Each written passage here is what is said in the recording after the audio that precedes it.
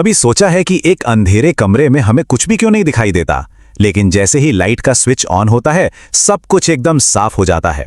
ऐसा इसलिए है क्योंकि लाइट यानी प्रकाश ही वो चीज है जो हमें अपने आसपास की दुनिया को देखने और समझने में मदद करती है।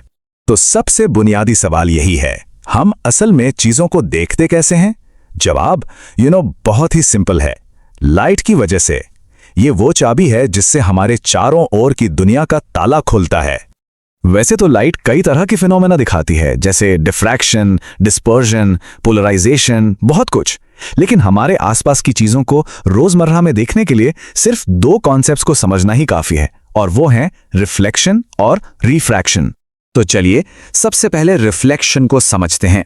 अगर हम साइंस की भाषा में कहें तो रिफ्लेक्शन का मतलब है प्रकाश का किसी सतह से टकराकर उसी मीडियम में वापस लौट आना। या आसान शब्दों में कहें तो जब लाइट किसी चीज से टकराकर बाउंस बैक होती है, बस उसी को रिफ्लेक्शन कहते हैं। तो ठीक है, रिफ्लेक्शन की बेसिक बात तो समझ आ गई, लेकिन अब यहां एक पहेली आती है जो अक्सर लोगों को कंफ्यूज कर देती है। असल में कौन सी चीजें हैं जो लाइट को रिफ्लेक्ट करती हैं? जरा सोचिए, एक आईना है और एक कागज का टुकड़ा। लाइट को कौन रिफ्लेक्ट कर रहा है? ज्यादातर लोग कहेंगे अरे आईना ही तो कर रहा है, लेकिन सच तो यह है कि रिफ्लेक्शन दोनों में हो रहा है।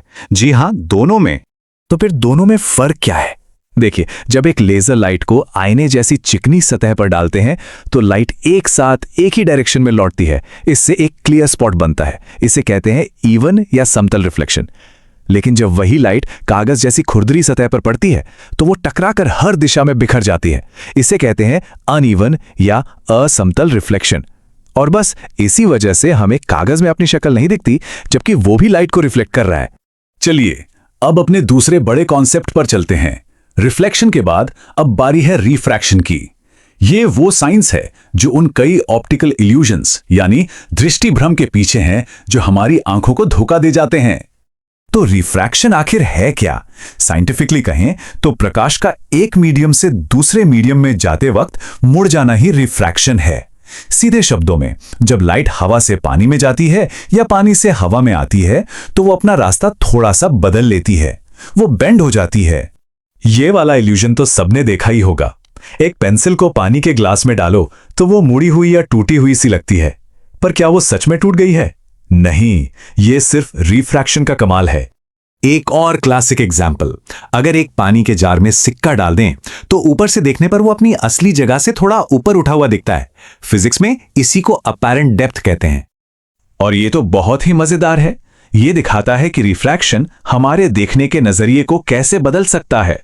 जब इन तीरों को पानी से भरे ग्लास के पीछे ले जाते हैं तो अरे, इनकी डायरेक्शन ही पलट जाती है। इन सब के पीछे का कारण सिर्फ एक है, रिफ्रैक्शन। तो अब तक हमने ये तो देख लिया कि रिफ्रैक्शन क्या क्या करता है, पर सवाल ये उठता है कि ये होता क्यों है? आखिर लाइट एक मीडियम से दूसरे में जाते ही अपना रास्ता बदलती क्यों है? इस पूरे खेल के पीछे का जो राज है वो है ऑप्टिकल डेंसिटी। यही वो कॉन्सेप्ट है जो बताता है कि लाइट अलग अलग मीडियम में अलग अलग तरह से बिहेव क्यों करती हैं। तो ये ऑप्टिकल डेंसिटी आखिर है क्या चीज? इसे एक आसान से एग्जाम्पल से समझते हैं। सोचिए, किसी के लिए हवा में दौड़ना ज्यादा आसान है या पानी में? जाहिर है हवा में, क्योंकि पानी फिजिकली ज्यादा घना है, ज्यादा रुकावट डालता है। बिल्कुल इसी तरह लाइट भी अलग अलग मीडियम में अलग अलग रुकावट महसूस करती है। पर यह रुकावट वजन की वजह से नहीं है, बल्कि इस वजह से है कि वो मीडियम लाइट को कितना धीमा कर देता है। तो जब लाइट ज्यादा ऑप्टिकल डेंसिटी वाले मीडियम में जाती है तो उसकी स्पीड कम हो जाती है और वो मुड़ जाती है। अब सवाल यह है कि हम इन ऑप्टिकल डेंसिटीज को कंपेयर कैसे करते हैं? इसके लिए साइंटिस्ट्स एक वैल्यू यूज करते हैं जिसे कहते हैं रिफ्रैक्टिव इंडेक्स। ये बस एक नंबर है जो बताता है कि कोई मीडियम लाइट को कितना धीमा करेगा। रिफ्रैक्टिव इंडेक्स जितना ज्यादा, लाइट उतना ही ज्यादा मुड़ेगी। ऑलराइट, तो अब तक हमने रिफ्लेक्शन, रिफ्रैक्शन और ऑप्टिकल डेंसिटी ये सब समझ लिया है। अब टाइम है इन सब को एक साथ देखने का, एक बहुत ही मजेदार एक्सपेरिमेंट में जो इन सारे कॉन्सेप्ट्स को एक साथ दिखाता है। तो देखिए, इस सेटअप में हमारे पास हैं ये वाटर बीड्स और इनके बीच में फंसी हुई है हवा। अब यहां हवा का रिफ्रैक्टिव इंडेक्स अलग है और वाटर बीड्स का अलग। इससे पूरे सिस्टम का रिफ्रैक्टिव इंडेक्स गड़बड़ा गया है और इसी अनइवन रिफ्रैक्शन की वजह से हमें पीछे लिखा हुआ टेक्स्ट बिल्कुल भी नहीं दिख रहा।